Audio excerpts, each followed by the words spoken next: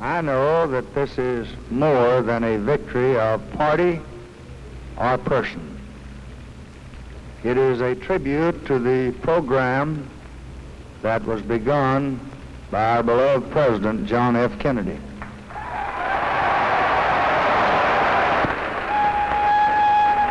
It is a mandate for unity, for a government that serves no special interest, no business government, no labor government, no farm government, no one faction, no one group, but a government that is the servant of all the people.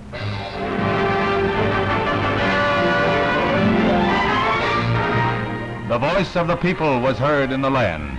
68 million citizens of the United States go to the polls to exercise their cherished franchise, and an overwhelming mandate is handed to Lyndon B Johnson, who becomes 36th President of the United States. The man who was thrust into office through the hand of tragedy captures an overwhelming percentage of the popular vote, more than 61%, a plurality over Barry Morris Goldwater of nearly 16 million ballots. It is an historical, sweeping victory, approached only by that of Franklin Roosevelt in 1936. It is an election that crosses party lines, sees 5 states in the solid South defect to the GOP, and has political scientists wondering. It's the president's hometown, and they're proud of it. Many townsfolk are on hand when the polls open, waiting for Mr. Johnson, and he arrives 8 minutes later to cast his vote. Accompanied by the First Lady, the President seems confident of becoming the first Southerner ever to be elected to this highest office. The way he voted would hardly be a top-level secret, but it probably helped swing his home state of Texas into the victory column. Now it's back to the ranch to await the returns.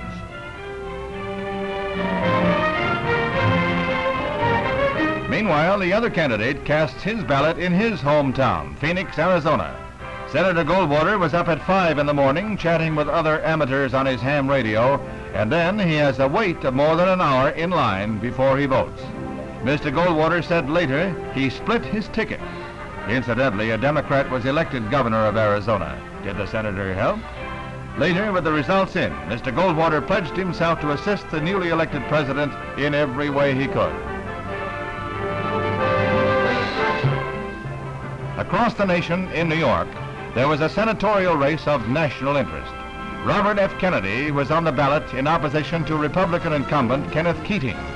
Overcoming claims of carpetbagging, Mr. Kennedy defeated his Republican opponent. Senator Keating ran 1.5 million votes ahead of the national ticket, but he couldn't overcome the Johnson Landslide and the magic of the Kennedy name. Senator-elect Kennedy resigned as Attorney General and moved to New York to make his successful bid for office. It was a wildly enthusiastic group of followers who cheered him as Senator Keating conceded defeat.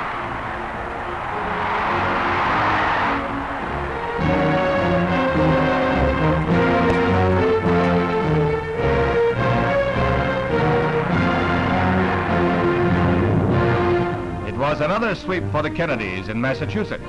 Although confined to the hospital since a plane crash earlier in the year, Senator Edward M. Kennedy ran up a victory of landslide proportions to join his brother Robert on the floor of the Senate.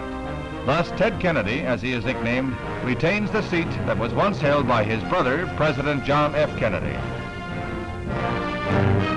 In California, it was a different story. A former actor and song and dance man, George Murphy, sends a former Kennedy aide to defeat.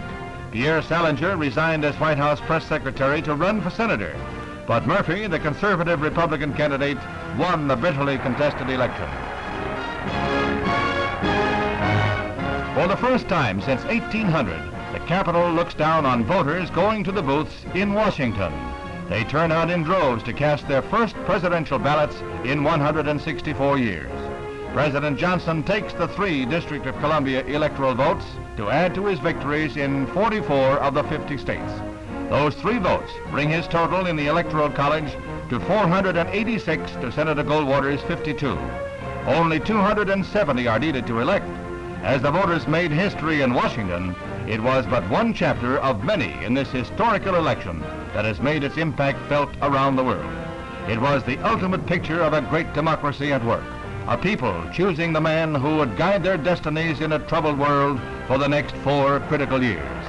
Mr. Johnson, in winning the mantle of the presidency in his own right, has asked the help of all, the help of those who voted for him, the help of the 26 million people who cast their lot with Senator Goldwater. In victory, he seems subdued by the terrible burdens he must assume during the coming years. The United States is a nation that can be divided in the heat of an election and united again quickly when differences are resolved. A mandate has been given. Now may the people of the United States move forward behind their president, Lyndon B Johnson.